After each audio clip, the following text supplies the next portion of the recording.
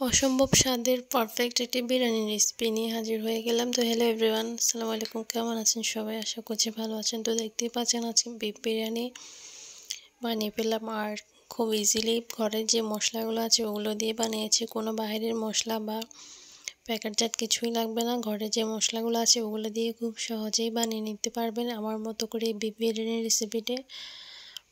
তো আমি এই রেসিপিটি বানানোর জন্য কী কী নিয়েছি এবং কী কী ব্যবহার করছি সব কিছুই দেখাবো। পুরো প্রসেসিংটার সাথে থাকুন। আর যারা আমাদের মতো এই বিরিয়ানি লাভার আছেন তাদের তো কথাই নেই। তো চলুন মূল রেসিপিতে চলে যাই। তো প্রথমে আমি বিরিয়ানিটি বানানোর জন্য এখানে 2 পট থেকেও বেশি চাউল নিয়েছি। নিয়ে এগুলোকে ভালো করে ধুয়ে কিন্তু পানি ঝরিয়ে নিচ্ছিলাম। আর এখানে গরু মাংসটা রান্না করার জন্য আমি এখানে পেঁয়াজ, রসুন, এলাচ, দারচিনি, আদা, রসুন সব কিছু দিয়ে দিয়েছি। আর সাথে বিরিয়ানির যে মশলাটা আছে, রাঁধুনি মিক্সড বিরিয়ানি মশলা, ওটা দিয়েছি। বাস এটা ছাড়া আর এখানে কোনো মশলাই দিইনি। আর বাসার যে মশলাগুলো আছে, হলুদ, মরিচের গুঁড়ো আর যে মশলাগুলো আমরা ব্যবহার করি রান্নার জন্য, ওটা দিয়ে রান্না করেছি। আর দেখুন আমার মাংসের কালারটা কেমন আসছে, একদম মাংসটা পারফেক্টলি হয়ে গেছে। আর এখন বিরিয়ানি করার জন্য আমি মেন যে পোলাওটা আছে ওটা বানাবো।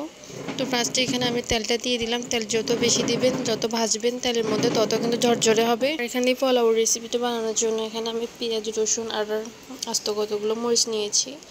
এগুলো দিয়ে পোলাওটা বানাবো। তো সবগুলো পেঁয়াজ এখানে দিব না, পেঁয়াজ যতটুকু প্রয়োজন আমার পরিমাণ মতোই সব কিছু অ্যাড করব। তো এখন তেলের মধ্যে সব কিছু দিয়ে দিয়েছি। দিয়ে এগুলোকে ভালো করে ভেজে নেব। আর একদম যতক্ষণ পর্যন্ত বাদামি রঙের কালারটা আসবে না, ঠিক ততক্ষণ পর্যন্ত এগুলোকে ভেজে নেব। যখনই বাদামি রঙের কালারটা আসবে তখনই আমি চাউলটা দিব। চাউলটা দিয়ে তারপরে আমি ভেজে আর অন্যান্য জিনিসগুলো অ্যাড করব। তো এখানে পেঁয়াজ এবং রসুন এবং কাঁচামরিচগুলো দিয়েছি। এগুলোকে একটু বাদামি কালার হয়ে আসবে। আর সাথে লবণটা দিয়ে দেব। লবণটাও আমার পরিমাণ মতো দিব। তো আমি এখন কিছুক্ষণ এটাকে 5 মিনিটের মতো এটা ব্রাউন কালার হওয়ার জন্য ভাজতেছিলাম। এই যে আমার প্রায় একদম বাদামি রঙের কালারটা চলে আসছে। তো এখন আমি চাউলগুলো অ্যাড করে দিব। ভালো করে অ্যাড করে তেলের সাথে একদম ভালো করে সবগুলোকে ভেজে নেব। যত ভাজবো তত আমার চাউলগুলো ঝরঝরে হবে এবং খেতেও ভালো লাগবে। বিরিয়ানিটাও যখন নামাবো তখন একদম ঝরঝরে হবে, অনেক ক্রিসপি, মজা অনেক টেস্ট হয়। যদি ঝরঝরে না হয় বিরিয়ানিগুলো তখন আর ভালো লাগে না, আঠা আঠা ভাবটা ভালো লাগে না, আমার নিজেরও তেমন একটা পছন্দ না। তো আমি এগুলোকে ভালো করে ভেজে নিচ্ছিলাম, প্রায় 15 থেকে 20 মিনিটের মতো এটা ভেজে নিব। এটা ভেজে নেওয়া আমার প্রায় হয়ে গেছে, একদম কমপ্লিট। এখন আমি যে মাংসটা রান্না করে রেখেছি আগে থেকে, ওই মাংসটা দিয়ে দিচ্ছি। দিয়ে আমি এখানে গরম পানি অ্যাড করব। ঠান্ডা পানি আমি এখানে ব্যবহার করব না। তো একপাশে আমি পানিগুলো গরম দিয়েছি, একটু পরে পানিগুলো দিয়ে দিব। পানিগুলো দিয়ে আমি ঢাকনা দিয়ে 10-15 মিনিটের মতো রাখবো। আর বিরিয়ানির ফাইনাল লুকটা তো একটু পরেই দেখবেন কেমন হয়। সবগুলো উপকরণ, মাংস, পোলাও সবগুলো ভালো করে মিক্সড করে নেব। মিক্সড করে তারপরে পানিগুলো অ্যাড করে দিচ্ছি আমি। তো আমি ভালো করে এখন নেড়ে চেড়ে মিক্সড করে নিচ্ছিলাম। এই যে আমার সবগুলো উপকরণ মিক্স করা হয়ে গিয়েছে। এভাবে বিরিয়ানি রান্না করলে কিন্তু সবাই খুব বেশি পছন্দ করবে, আর খেতেও কিন্তু খুবই টেস্টি হবে।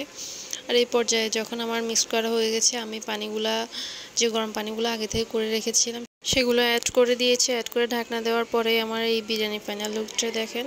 আর এখান দিয়ে আমি একটু মাংস ভুনা করতেছিলাম বিরিয়ানিটার সাথে, জাস্ট আর একটা রেসিপি আর কি। তো সব কিছু একটু পরে দেখবেন।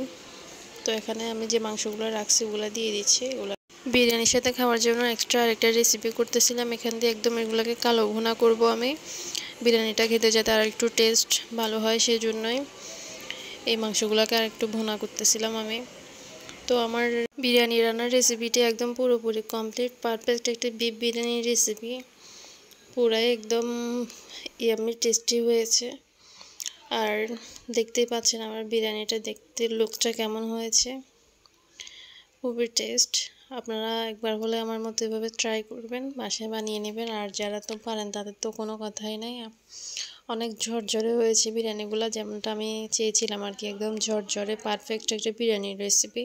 তো এখন আমি নিজে একটু টেস্ট করে দেখতেছিলাম সব কিছু ঠিক আছে কিনা, একদম সব কিছু ঠিক আছে, একদম পারফেক্ট। আশা করছি আজকের রেসিপিটি আপনাদের কাছে ভালো লাগবে। আর নেক্সট কোন রেসিপিটি দেখছেন সেটা অবশ্যই কমেন্টে জানাবেন, ইনশাল্লাহ ট্রাই করবো ওটা দেওয়ার জন্য।